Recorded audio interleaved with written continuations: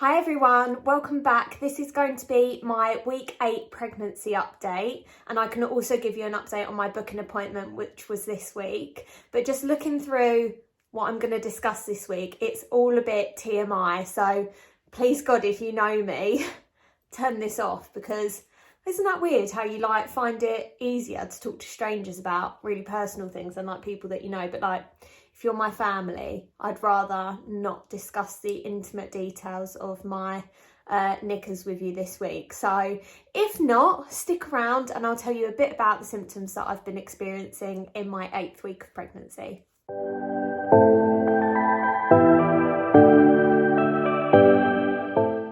Coming in strong with this first one, the major thing that I've noticed this week over previous weeks is an insane increase in the amount of discharge that I'm getting, and it's clear and not irritating me at all, but I'm just noticing so much more, to the point where I'm feeling like I need to wear a panty liner every day. And from what I understand, this is a really normal symptom to be experiencing, but definitely a new one for me, and one that I don't really remember from my first pregnancy. So yeah, just getting to grips with that and trying to plan my outfits a bit more carefully as well, just so that I am protected and covered and not kind of showing everyone what's inside, I guess, while I'm out and about. So that's been the first thing that I've noticed this week. I've also definitely noticed more of a sense of anxiety or a bit of worry building up, and I'm finding myself worrying a lot more about things that I don't necessarily worry about day to day usually. So that's definitely something that I've noticed. Luckily, it hasn't actually impacted my sleep at all. And I'd say this week, more than previous weeks, I've slept really, really well. So I am still getting up in the night to wee, which I do anyway, I think. So that doesn't really feel like a new thing for me, but I've definitely noticed that when I'm going back to sleep, during my stretches of sleep, they're really, really deep. The next thing is that I've really noticed, especially in the last couple of days, that my boobs are getting quite tender. And I know I said before that I don't really get that symptom in pregnancy, so that's been a new one for me, especially this early on. I definitely got that with Grace towards the end, but only as I was really approaching birth. So that's been completely kind of unexpected for me this time. And also my nipples are getting big and darker already, and yeah, I've just got to the end of my 8th week, so that's obviously a lot sooner than I was expecting from before. But also where my bump's grown a lot quicker, I guess that second time around your body just knows what it's doing, and probably some of these symptoms you start to experience a little bit earlier. This week as well, I've sent off my blood test to the sneak peek test to find out the sex of the baby. I've read mixed reviews about these tests because they're looking for fetal DNA in your bloodstream, male or female. They can be really easily contaminated where they're done at home. So you basically have to prick your finger. I don't know if you'll be able to see that just there. They give you a lancet to do it, and then you have to massage your finger to squeeze drops of blood out. But obviously the blood as it comes out touches all around your nail and all around your finger, so you have to really thoroughly clean your hands before and scrub under your nails and around them with a nail brush. So I did all of that, and then I let them air dry, and I think that I kind of did everything that I was supposed to do, but I've still read mixed reviews about them. So whatever the result is of the test, I'm going to be taken with a big pinch of salt, because I guess until I've had it confirmed at a gender scan or at our 20-week anomaly scan, I don't want to kind of confirm in my head what we're having. I have seen that if you get a girl result, that's more accurate than a male result, because the male result can be because you've contaminated it with other male DNA within your household.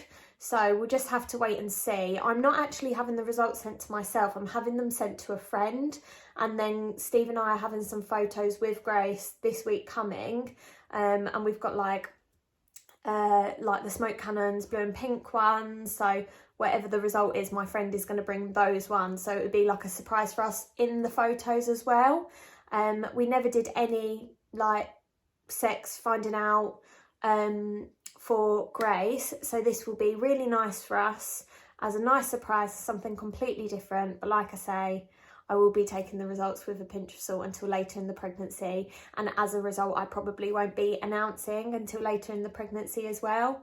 Although I'll tell people that we're having a baby, I won't be kind of saying we're having a boy or we're having a girl until we've had that confirmation a bit later. So a big source of worry for me last week was going to my midwife booking appointment this week, and actually it was completely fine. If you've not been through one before, they basically ask you a lot of questions about your family history and your medical history, and they're, I guess, screening you for different issues that may come up in your pregnancy and different things that they may want to test for. So one of the things that they ask is about your ethnic background and whether either of like my side or the father's side have certain ethnicities in their background, which my husband does. So we spoke a bit about that, but it was too far back for it to qualify for like the screening for whatever disorder or whatever it was that they were checking for. But they also ask whether you smoke or drink and all those kind of things. A lot of mine was exactly the same as it was before, but obviously the difference this time was that I've already delivered once. I was expecting to talk about the delivery last time a lot more. I mean, I guess we did anecdotally because I have the same midwife that I had last time, so she was like asking me how it went and how Grace is and all that kind of stuff, but she didn't really ask specific questions about the delivery. And now that I think about it, that makes sense because she's an antenatal midwife, and those questions don't really come up in the questionnaire that she goes through. However, obviously the thing that was really worrying me about going to my midwife was that I'm requesting to have a C-section this time round, and I felt that I would be met with resistance in the first instance, and luckily I wasn't at all. So she asked if I was referred to an obstetrician last time, and I said no, but I was under obstetric care after Grace was born because my stitches got infected and I had to have treatment for that. And she was like, right, okay, is there any reason you think that you need obstetric care this time? And I said, yes, can I have a referral please, because I would like to have a C-section this time. And she was like, okay, tell me a little bit about that and why. She said, is it because of the care that you received? And I said, it is partly that, because I do feel that the issues that led to my traumatic birth and like poor recovery were in some instances caused by not a lack of care, but like an expectant management, like a wait and see approach. For example, I wasn't induced as soon as my waters went, so my waters were broken for 24 hours before they induced me. So by the time Grace was born, they'd been broken for 40 hours, which is obviously a huge infection risk, which came to fruition when Grace was born because she did have a bad infection. So it wasn't really that they weren't caring for me, it was just some things where they took a wait and see approach resulted in some issues for Grace and then later for myself. So I explained all of that, and I just said, you know, it was really traumatic for me afterwards during the recovery. It was right in the thick of COVID, so I didn't have like my family around me. I was just stuck in the hospital.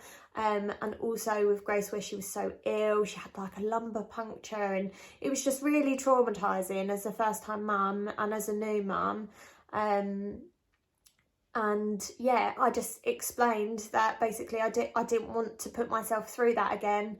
I wanted to go in and know exactly what's going to happen on exactly what day.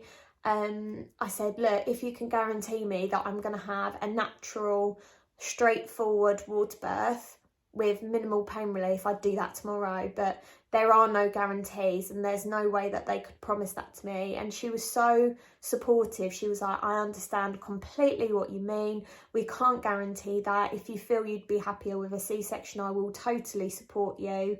And she wrote me the referral for the obstetrician, no questions asked. She was so chill about it, and I was so like relieved during that meeting that she was just just just supported what I wanted, really.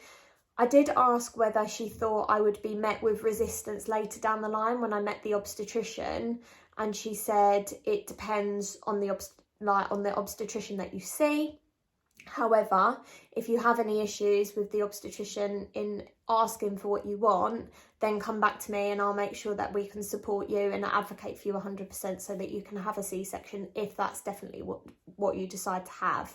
So, long story short, it was a much easier conversation than I was expecting, and I feel really positive coming out of that meeting and going into my next appointments, and feeling really supported by my midwife and what my choices are. The other thing that we spoke about, and again I can't fault her on this at all, is that obviously when my sickness has been really bad, she was kind of probing into that and asking if I was able to keep food down, and I said, you know, there are meals that I'm not able to keep down, but it's never like consecutively, so I am in a 24-hour period always eating.